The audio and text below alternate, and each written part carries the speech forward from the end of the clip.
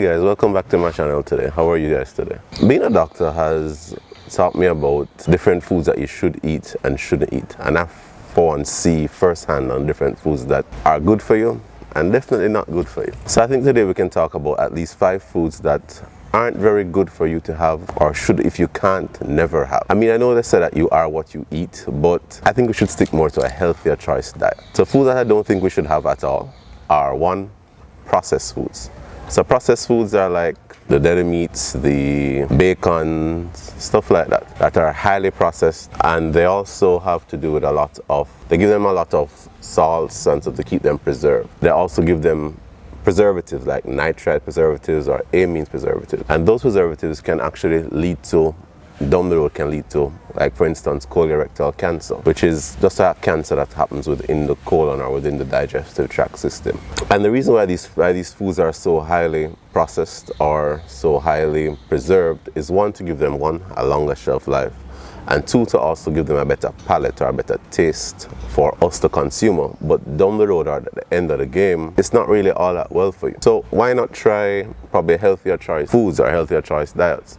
So you could stick more with like probably having more grilled foods or grilled chickens, or having a healthy wrap, or having more fruits and vegetables in your diet. Works better with your whole digestive tract, works better with how your body processes and gets rid of that waste. The next one on the list that you should look out for is those drinks, especially those heavily sweetened drinks, highly sugary beverages. They are loaded with a whole bunch of sugar, which yes gives you a high, and which yes will give you the energy that you're looking for, like the sodas or the energy drinks, stuff like that, but they are filled with a lot of sugar. On average, the human body takes about, I would say, around 30 grams of sugar per day.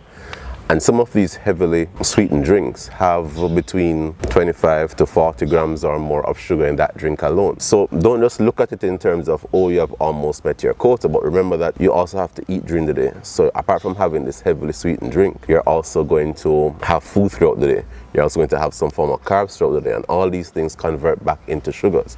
So you're already going over the amount that you should probably have for the day already. And having these heavily sugary drinks leads to issues for your body down the road, because for instance, diabetes can be a cause from heavily sugar drink, because your body stimulates what we call insulin to help to regulate your sugar control. So the more sugary stuff you put in is the more insulin your body has to produce, and over time that can damage the organs in your body, like for instance your pancreas, and that will gonna lead to what we call diabetes. So why not try healthier choice? And that's a lot of people don't. I'm not saying that you can't have a sugar drink every now and again, but you can have it in proportion. Why not have more water, coconut water, some water with some lemon? Helps actually with digestion as well, and it's not no whole heap of sugar whatsoever, and it helps for your body to regulate the amount of sugar that you consume during the day. So another category that I think we should try to avoid, although everybody loves this category, but I think we should try and have it less, is those deep, heavily fried foods. So yes, don't get me wrong, they taste very, very good. Like some fried chicken, some curry goat gravy is like, you know, very nice. But you also have to understand that these fried foods are cooked in a lot of oil. They also store a lot of trans fats that are there, a lot of cholesterol that gets into your body. And having these foods on a large proportion then can lead to having elevated cholesterol levels in your body, which can lead to having clogs or clots or plaques in your vascular system in your body, and down the road that can lead to heart disease, which can affect your heart. That can lead to your risk of getting strokes, which are very expensive to manage on a health perspective. So I mean, I'm not saying that you can't have a fried chicken every now and again, or you can't have a fried this or a fried that every now and again. What I'm saying, having it in a large proportion is not necessarily the best way to go. So I would advise that yes, while we do love it, having more healthier foods is a lot healthier for us and for our body to process as well. So the third thing that I think we should speak about is artificial sweeteners. So artificial sweeteners has to do with those sugars but not sugars that we put in our drinks, in our coffees. Like aspartame is one of them that they speak about. Those sweeteners that help to make what they call sugar-free drinks or beverages. So yes, it's sugar-free in terms of it's artificial, and it's sugar-free in terms of it's not sugar that your body directly breaks down. So yes, you may have it and you'll drink it, and yes, to your body it tastes sweet, which is, the taste is what matters to us, as we know. So yes, it tastes sweet, and yes, But sometimes what it does as well is that it makes your body always want to have more or eat more. And there are some studies, not sure on how factual they may be, but there are some studies that do state that these artificial sweeteners over time can affect your body and can cause metabolic disorders. And so I would say have that in moderation as well.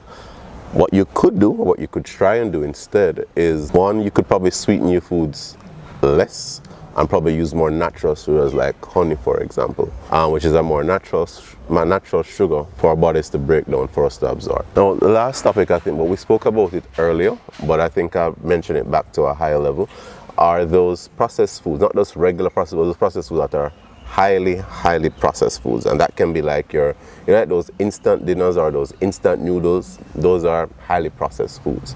So yes, those foods, as much as some of them do have good taste, they're filled with highly refined oils that can affect your whole body's inflammation process. They're filled with MSG. They're filled with a whole lot more added sugars, which can affect your whole body digestive tract system, along with putting you at risk of cancers like colorectal cancer. Those foods, I would say, we should also try and avoid as much as possible. And I think we should stick more with more of fruits and vegetables in those as best as possible.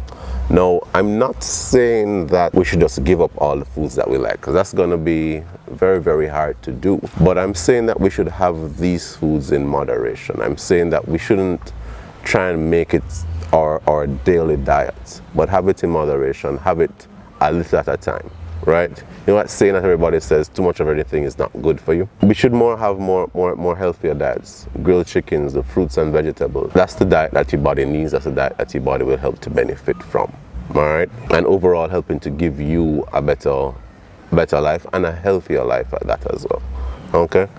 So thank you guys for listening to me today. Thank you guys for listening to my topic on foods that I don't think we should eat. I hope you guys subscribe, and I'll listen out for more videos to give you guys on a daily. Thank you.